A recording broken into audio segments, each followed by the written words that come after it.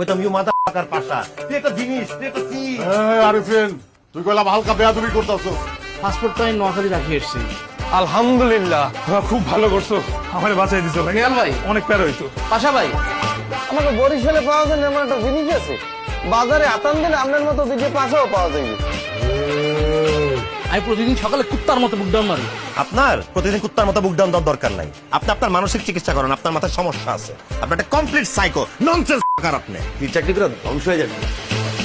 মতলব ভাই, আল্লাহ হাওয়াই জানে চাকরি করা নারী গাড়ি বাড়ি সব পায়, আমিন।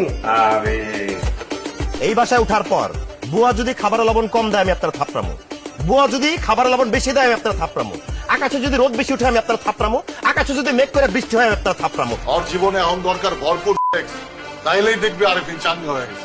পাশা ভাই, আরিফিনের মেন্টাল সাপোর্ট দরকার, ফিজিক্যাল না। আমরা পৃথিবীর সবাই ফেক, তুই ফেক, আমি ফেক, কাবিলা ফেক, সবাই fake. This is fucking reality Kabila, you have to face the reality.